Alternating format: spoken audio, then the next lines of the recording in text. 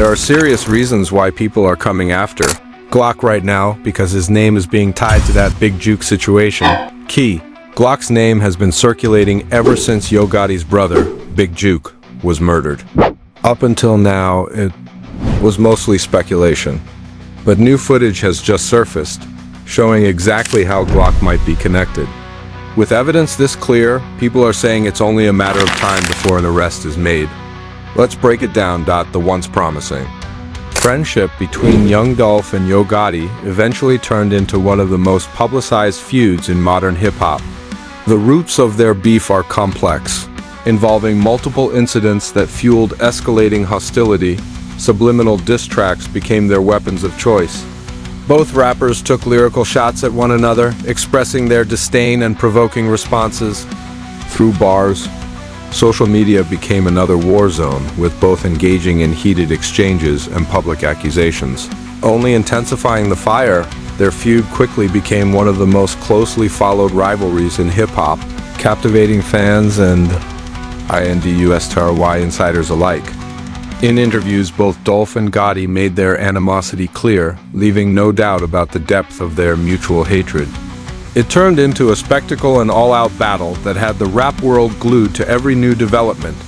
Each diss track was dissected by fans searching for hidden meanings and measuring the intensity of their lyrical warfare.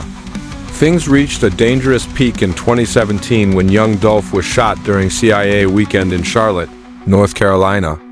The incident raised suspicions of a connection to his ongoing beef with Gotti, though the details of the shooting remained unclear. It brought a violent and life-threatening dimension to their feud. Despite the tensions, both Dolph and Gotti continued to thrive in their careers. Their beef was a significant chapter in their stories, but it didn't define them entirely. Dolph's resilience, surviving multiple shootings, became central to his image. He turned pain into purpose, channeling his experiences into emotionally charged, authentic music. Yo Gotti, on the other hand, continued to drop chart-topping hits and collaborate with top-tier artists, maintaining his influence in the industry. His feud with Dolph may have generated headlines, but his talent and business acumen spoke for themselves. Things took a shocking turn when Glock, young Dolph's best friend and longtime collaborator, went live on Instagram and publicly accused Yo Gotti of being connected to Dolph's death. Glock's emotional, passionate claims spread like wildfire across the internet, and he revealed details about Dolph's murder that hadn't been heard before. Glock's inside knowledge and his deep bond with Dolph gave credibility to his statements. He presented what he claimed was hard proof implicating Gotti in Dolph's murder, leaving fans stunned and eager for more answers. Glock's determination to seek justice reignited interest in Dolph's case and reminded the world of a tragic loss that shook the Memphis rap scene. Regardless of the feud, it's undeniable that both young Dolph and Yo Gotti made lasting impacts. Dolph invested in businesses, hosted back-to-school drives, and worked with local communities. His philanthropy showed his commitment to giving back. Meanwhile, Gotti built a strong network in the music industry and continued pushing CMG forward. Even as personal details about his friendships remained private, this story is far more than just rap beef. It's a saga of loyalty, betrayal, and revenge, now further complicated by Glock's recent allegations. Now, Glock finds himself in the center of yet another tragedy. The shocking and untimely death of Big Jook. The loss has rocked the music world and the streets alike.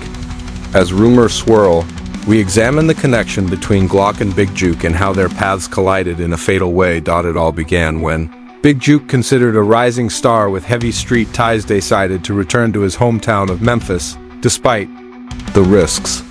Memphis is a city where loyalty is everything and rivalries run deep. Some saw Jook's return as fearless. Others called it reckless. Within his own circle, there were whispers of danger. Enemies were rumored to be lurking. But Big Jook, driven by pride and ambition, brushed off the warnings, thinking his success would protect him. On the night of the incident, Jook was spotted at Perignon's restaurant and event center. There was tension in the air, feeling that something wasn't right. What Jook didn't know was that he was being watched. Surveillance cameras discreetly placed by Memphis police caught a white Ford sedan circling the area, its passengers closely monitoring Jook's every move. His mother, a constant source of strength in his life, had a bad feeling. She begged him not to stay in Memphis, but Jook stood firm. He was ready to confront his demons. The funeral of a mutual acquaintance brought Big Jook and his rival, Key Glock, face to face. Their animosity was clear in the cold stares they exchanged, an unspoken warning of what was to come. Following the funeral, Big Jook and his entourage headed to the repast. Unbeknownst to them, that same white Ford sedan followed closely behind, waiting for the right moment to strike. As Jook's group left the repast, gunshots rang out. Chaos erupted. People ran for cover. Jook, caught in the crossfire, was struck down in a storm of bullets. His death shocked the community, devastated the industry, and left fans mourning yet another life lost to violence. Speculation about Key Glock's involvement spread quickly. Was he connected to the hit, or just a bystander to escalating tensions? As the investigation progressed, the Memphis PD began reviewing surveillance footage and collecting evidence.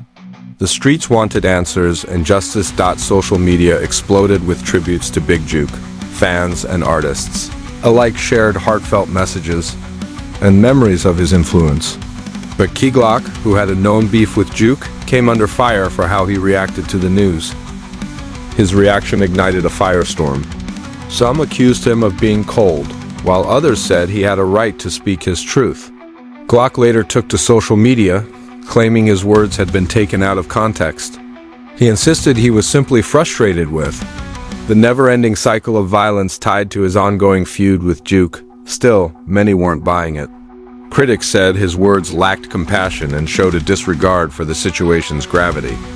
The moment sparked a larger conversation about how artists influence fans and communities, and whether they should bear more responsibility in moments of tragedy. In the midst of all this, calls for peace grew louder.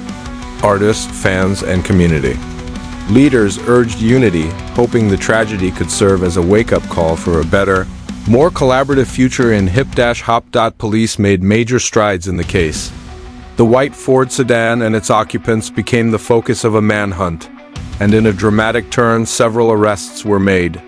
The suspects were allegedly linked to rival music factions, adding more weight to the theory that Jook's death was a calculated move within a much larger war. Each arrest revealed new layers, hidden motives, and deep rivalries that had long simmered behind the scenes. As time passed, the community tried to heal. Artists reflected on the damage caused by feuds and made public vows to honor Big Jook by promoting peace and unity. His legacy continues through his music and through the lives he touched. His death served as a chilling reminder of how fragile life is and how fast things can spiral when violence enters the equation. Tributes, concerts, and charity events have been organized to keep his memory alive. The investigation into Big Jook's murder may be wrapping up, but its impact will last for years. The entire music world is now reconsidering how to move forward, and what steps can be taken to prevent more bloodshed in the future. The feud between Key Glock and Yo Gotti. The relationship between Key Glock and Yo Gotti is openly hostile. But it's not just personal, it's rooted in the sets they represent. Key Glock, born Marcavius Washankathy on August 3, 1997, in Memphis, came up under Young Dolph's wing. He quickly became a central figure in Paper Route Empire, Dolph's independent label. Yo Gotti, born Mario Cento Gidden Mims, is a Memphis OG and the founder of collective music group CMG.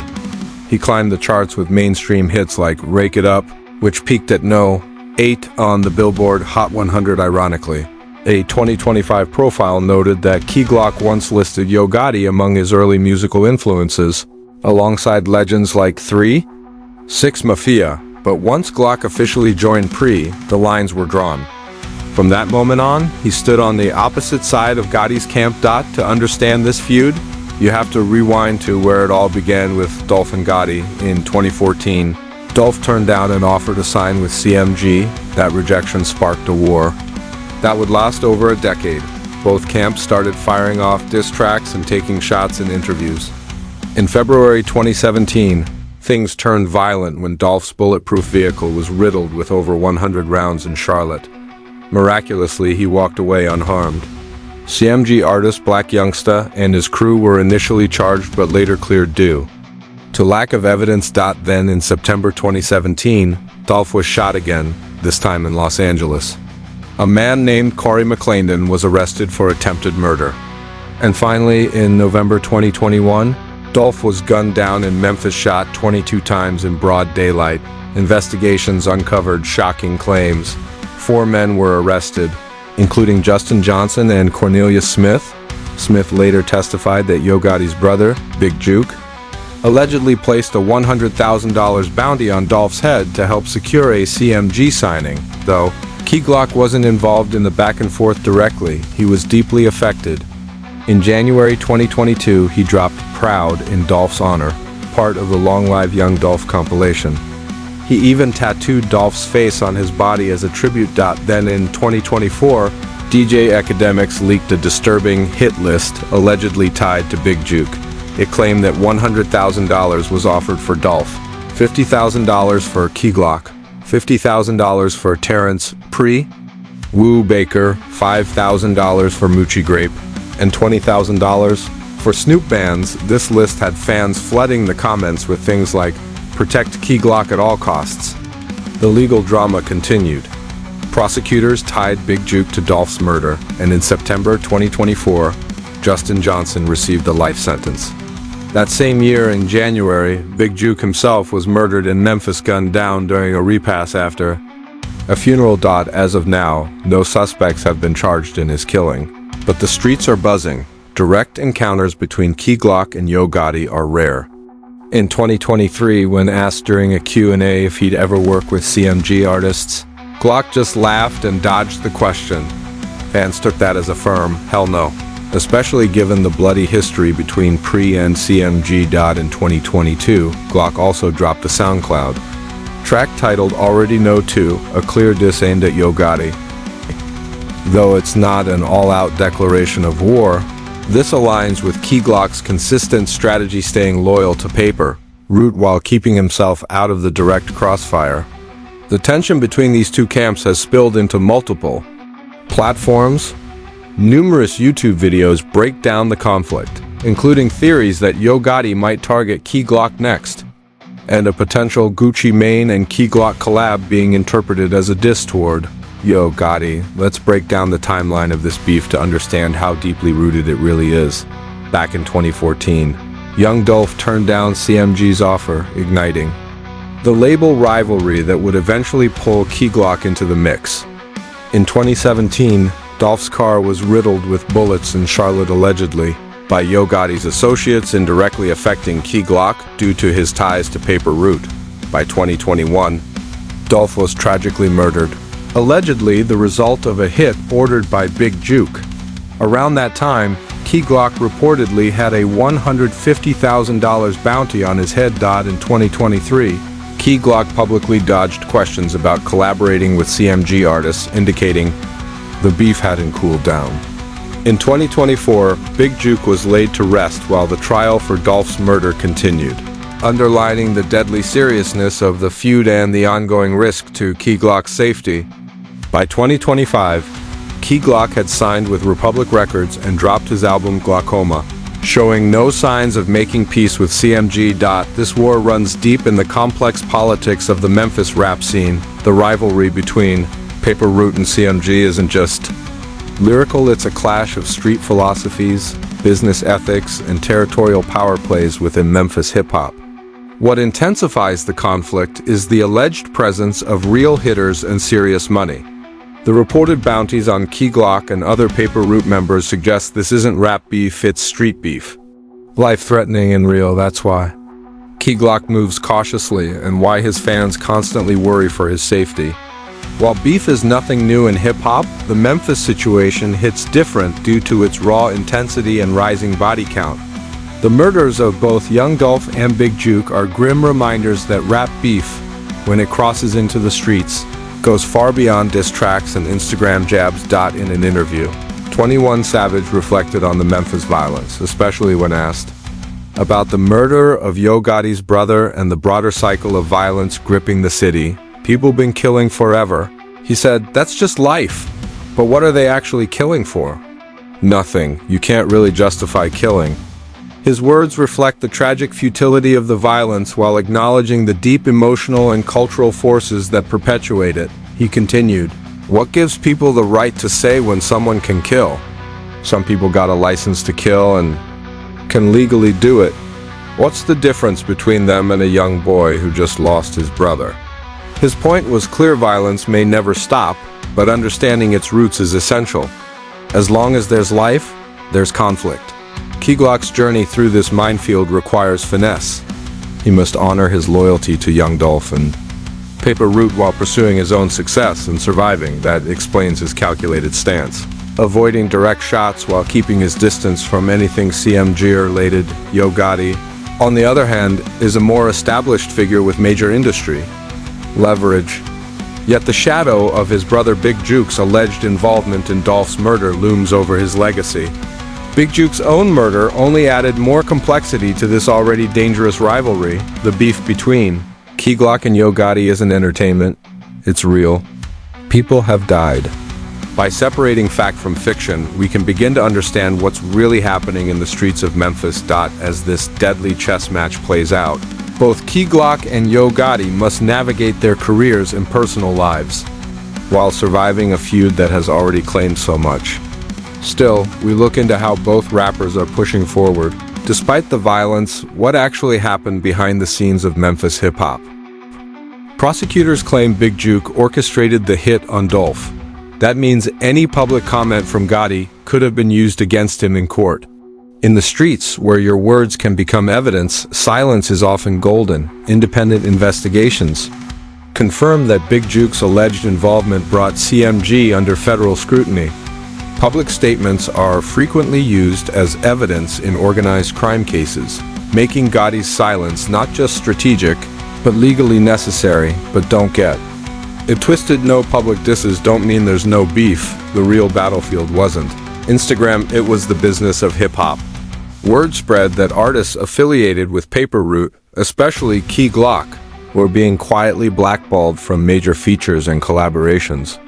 This kind of professional isolation hit harder than any diss track ever could. Key Glock recognized the game. When asked about CMG collaborations, his dismissive responses showed he was fully aware of the industry politics. Instead of diving into public drama, he focused on his music and his purpose. When asked what drives him if not money, Key Glock said simply, "It's my family, really." His views on materialism had matured. "I don't care about materials and stuff no more. That's all I really care about now, my people." Understanding the difference between Gotti and his brother is crucial. While Gotti remained quiet, Big Jook was far more reckless. His public threats represented the more dangerous side of CMG, but couldn't be pinned directly on Gotti. In street culture, that matters. You answer for your own actions, not your brother's. XXL reported that Big Jook wasn't just Gotti's brother, he was a project manager and talent scout, heavily involved in CMG's operations. That made his threats carry even more weight. Tragically, Big Jook became another casualty of this feud. In January 2024, he was shot and killed in Memphis. Many saw it as retaliation for Dolph. The cycle of violence continued with the streets refusing to forget. As of September 2024, no one had been charged with Jook's murder. Like many street-related killings, justice has proven elusive. The effect on Memphis hip-hop has been devastating. What was once a vibrant, unified scene is now divided. Young artists are forced to pick sides before they even release a single song. The creative energy that should have gone into music is instead spent on survival. Through it all, Key Glock remained resilient. Despite the threats, the blackballing, and the loss of his mentor, he kept grinding. His music and performances showed he wouldn't be defined by tragedy. When asked about his rise to success, he said, "I want to say smaller, but stronger. 'Cause it's like it's already a selected few anyway."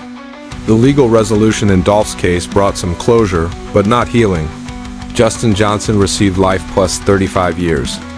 That may be justice in a legal sense, but Memphis remains divided and wounded. Hot New Hip Hop's reporting on alleged court documents suggested that Big Jook's operations went far beyond just young Dolph. The network of violence was widespread. Glock's connection to Tupac runs deep. He named his album Glaucoma as a nod to Machiavelli. I named it Glaucoma because of Tupac's Machiavelli. But a lot of people don't know Pac got Machiavelli from Machiavelli the Prince.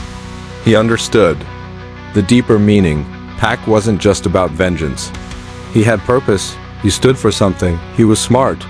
But now, people only see the thug life version of him. Glock added, "He's so misunderstood." And I am too. When asked what people often misunderstand about him, he responded, "Everybody think I'm cocky or mean or a little hothead just because I don't talk." His connection to Dear Mama was personal. That's probably the song that got me more attached to him. My mama didn't leave me, but she went to jail for 16 years when I was only 13 months old. She didn't get out until my senior year. That absence shaped him deeply. Asked about his favorite Tupac songs, he listed, "Me Against the World, that's a classic. Brenda's Got a Baby just because of the story." The parallels between Pac and Dolph hit hard. Both were fiercely independent, survived multiple attempts on their lives, and ultimately were taken by gunfire. Both left behind protégés to carry their legacy. Glock's views on money and happiness challenged the usual street mindset. Someone posted, "Being financially stable eliminates 95% of your stress." Glock responded, "Don't believe this. Those are the type of people who think money is everything," he explained. Money can't buy you health or happiness. Maybe temporary, but not forever.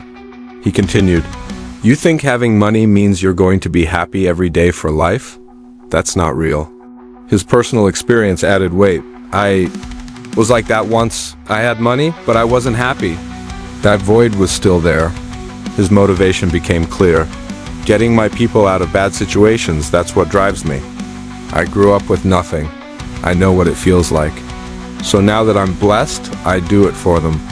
I didn't have anyone like me around, but now they do.